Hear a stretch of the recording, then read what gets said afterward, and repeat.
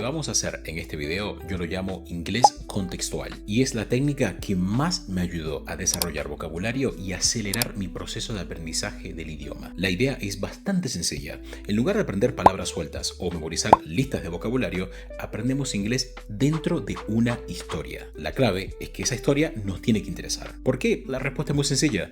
Cuando una historia nos interesa, queremos entender exactamente lo que está pasando, y esa curiosidad hace que prestemos más atención al lenguaje. Habiendo dicho eso, vamos con la historia del día de hoy. Bueno, en la historia de Reddit de hoy, esta persona dice que mintió en su currículum hace 2 años, consiguió un trabajo. Claramente la persona no estaba muy calificada para conseguir ese trabajo, pero de alguna forma lo consiguió, y ahora le paga a una persona por internet, a través de alguna plataforma de freelancer, para que esa persona haga la mitad de su trabajo, porque básicamente él no sabe, él o ella, no sabemos, no sabe hacer esa otra parte de su trabajo.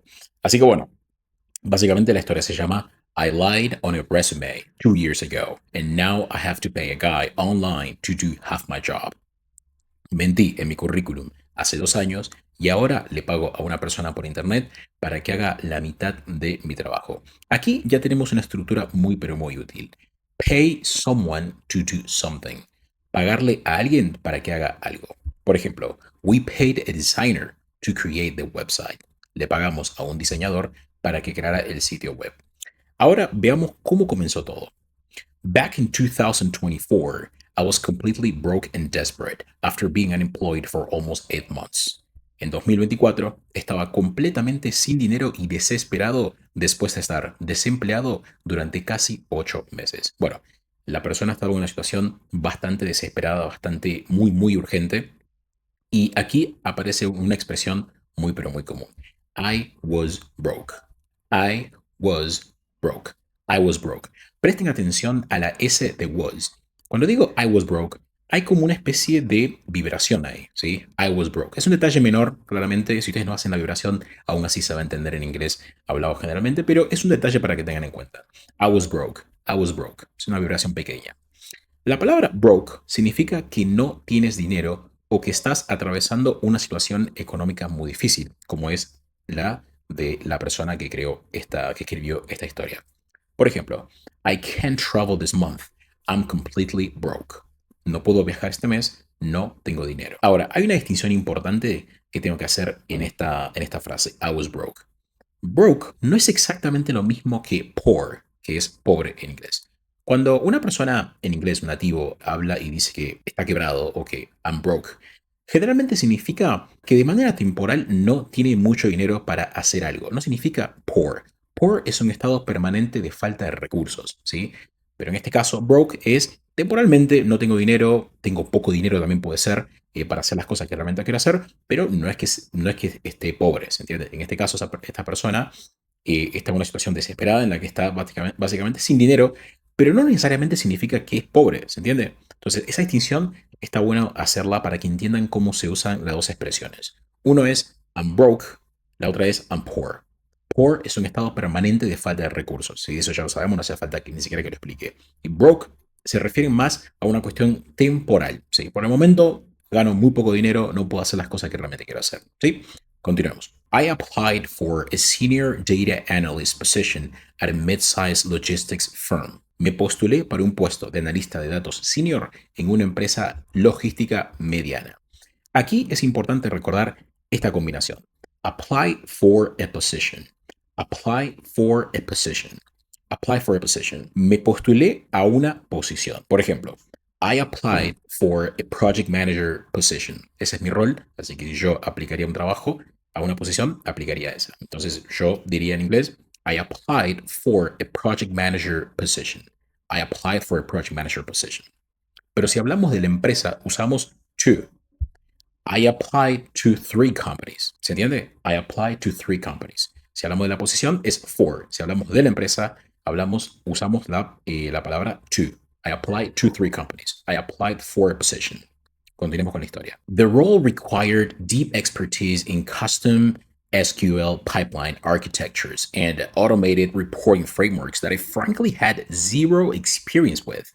My actual background was basic Excel and entry-level Python scripts. El puesto requería conocimientos avanzados en SQL y sistemas automatizados de reportes, pero él no tenía experiencia en absolutamente nada de eso. Su experiencia real era Excel básico y scripts sencillos de Python. Aquí tenemos una palabra muy pero muy útil en contextos profesionales: background. Background. Cuando alguien dice my background is project management, significa que su experiencia profesional está principalmente relacionada con project management. No significa que es lo único que sabe. Significa que es la principal rama o la principal área de conocimiento que esa persona tiene. No habla solamente de sus estudios, habla de su experiencia, de sus conocimientos y de su trayectoria profesional. Ahora veamos cómo logró pasar la entrevista, porque es algo que todos nos estamos preguntando. During the technical interview process, I panicked and used a secondary screen with ChatGPT to pass the real-time coding prompts. I somehow landed the job with an 85K salary. Durante la entrevista técnica, entró en pánico y utilizó una segunda pantalla con ChatGPT para resolver los ejercicios de programación. Y de alguna manera consiguió el trabajo con un salario de $85,000 por año. Esto es en Estados Unidos, calculo. Así que da más que nada por el salario y porque los salarios en Estados Unidos son anuales. Entonces eso, para saber cuál es el salario mensual, hay que prorratearlo y dividirlo por 12 y ahí van a saber cuál es el salario, ¿no? Pero aparentemente es un buen salario en Estados Unidos, así que la verdad que no lo sé porque no vivo allá, pero para nosotros que estamos en Latinoamérica es muchísimo dinero.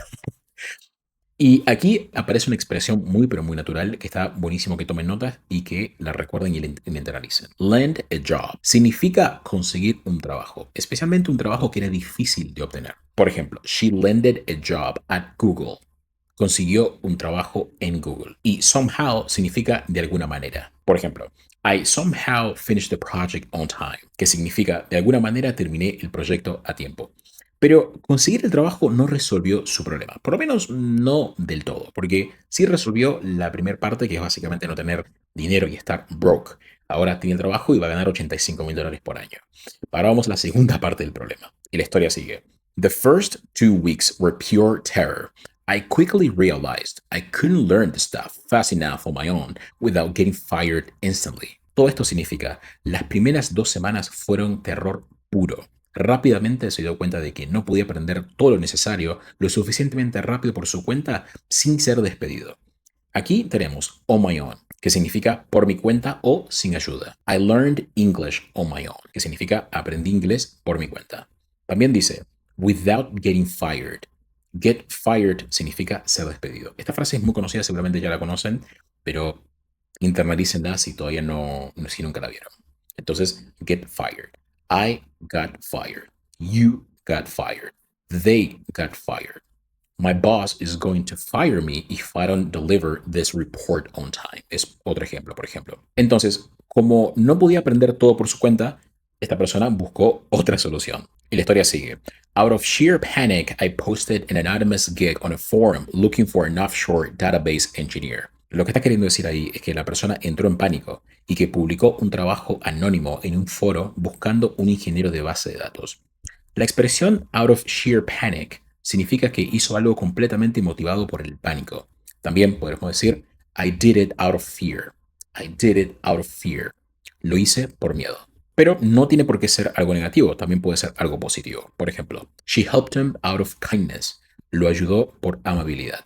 La emoción que estamos agregando en esta frase, por ejemplo, panic, fear, kindness, explica la razón detrás de la acción. ¿Sí? Explica la razón, o sea, por qué lo estamos haciendo. Lo hacemos por amabilidad, porque tenemos miedo, porque estamos asustados, porque entramos en pánico. Entonces, de vuelta, out of sheer panic quiere decir que la persona lo hizo porque entró en pánico, básicamente. Y ahora comienza la parte más grave de la historia.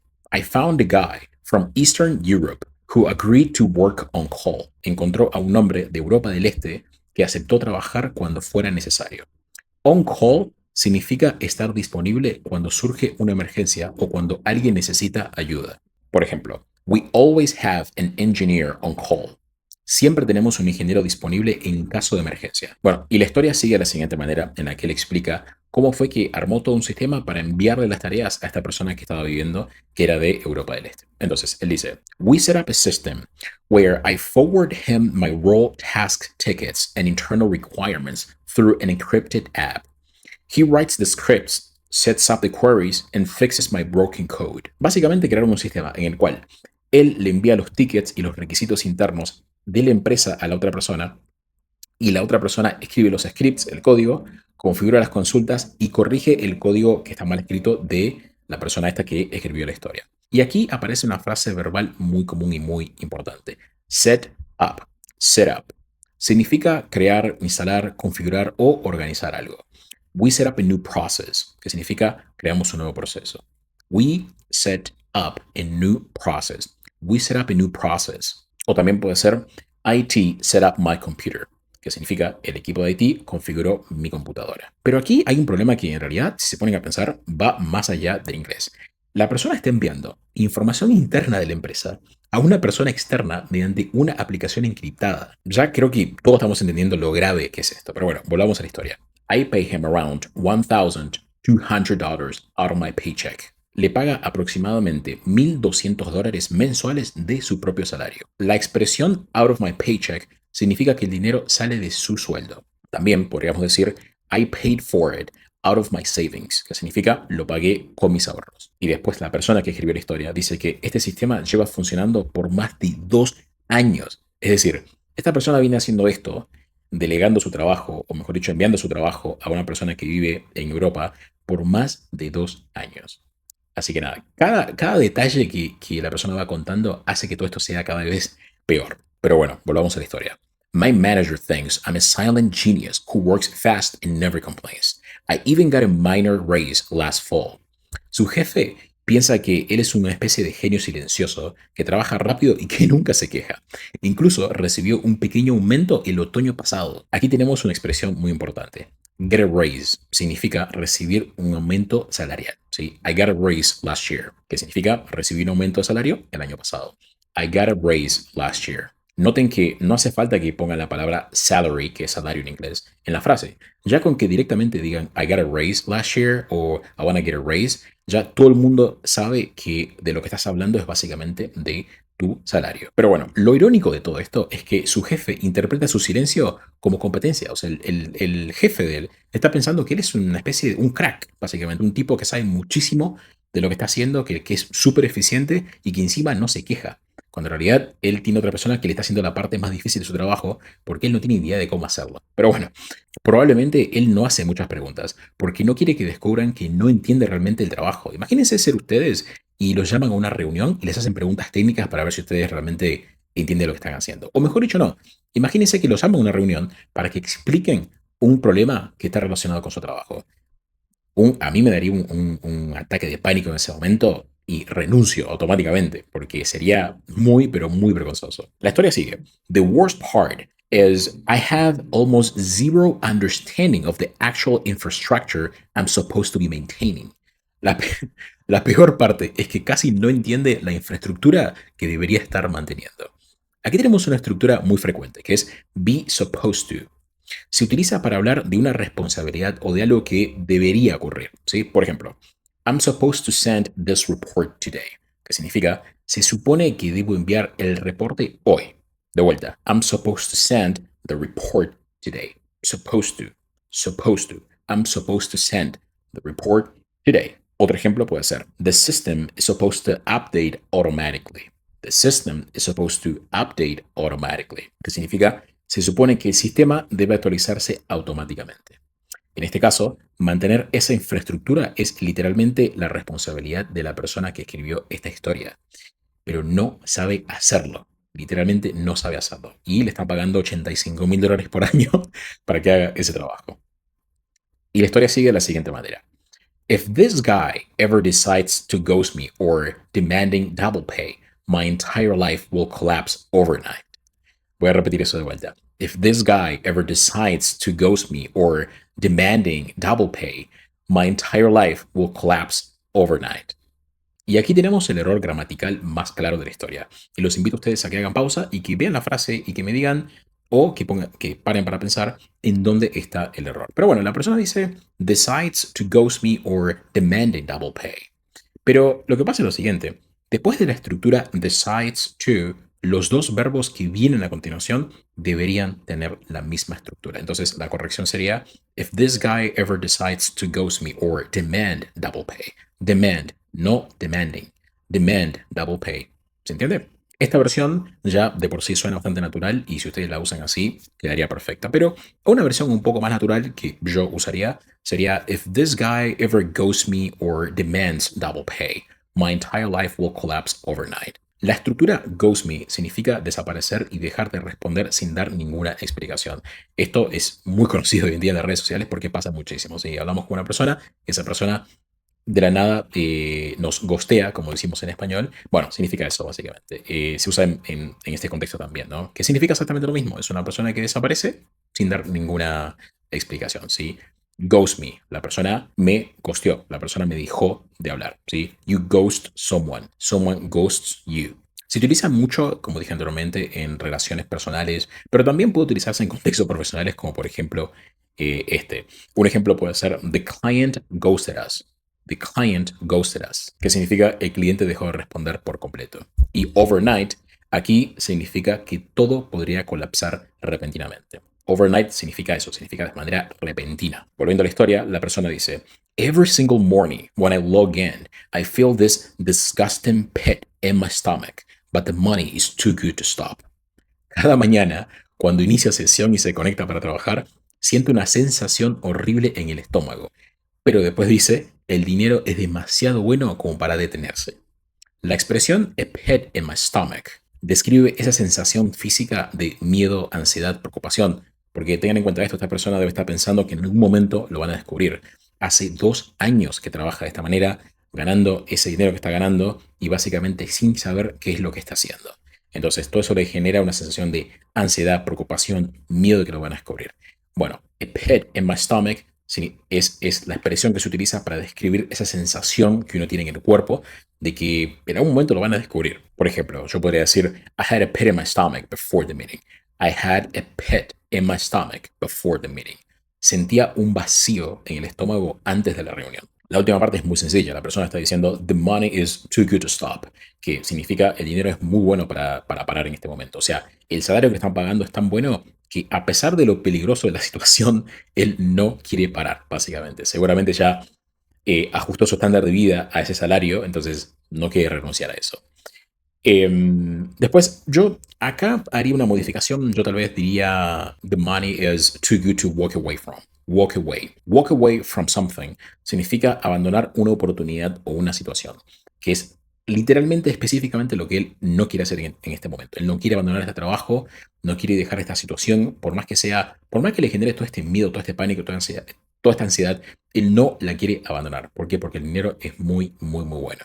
Entonces, la frase completa sería: The money is too good to walk away from. The money is too good to walk away from. El dinero es demasiado bueno como para dejarlo. Esta historia es muy interesante porque la primera mentira resolvió el problema del desempleo que esta persona tenía, pero después creó una situación mucho más difícil de controlar. Ahora, esta persona depende de su salario, depende del hombre que hace su trabajo o parte de su trabajo que vive en Europa, y depende de que nadie descubra todo lo que está ocurriendo. Una pregunta que se me ocurrió cuando estaba leyendo la historia es, que además la vi en los comentarios de Reddit, es: ¿por qué esa persona en los 2 años del trabajo no aprendió el trabajo? Es decir, ¿por qué no usaste todo ese tiempo que estuviste en el trabajo para realmente aprender a hacerlo? Pero bueno, quiero saber qué opinan ustedes. ¿Debería esta persona intentar aprender el trabajo de verdad? ¿Debería renunciar antes de que lo descubran? ¿O creen que ya es demasiado tarde para salir de la situación sin ningún tipo de consecuencias? Déjenme su opinión en los comentarios, suscríbanse, y si les gustó este formato de aprender inglés dentro de historias interesantes, suscríbanse porque voy a analizar muchas más historias. Esta técnica a mí me apasiona, es muy útil, la utilicé en mi proceso de aprendizaje y es mi técnica favorita. Nos vemos en el próximo video.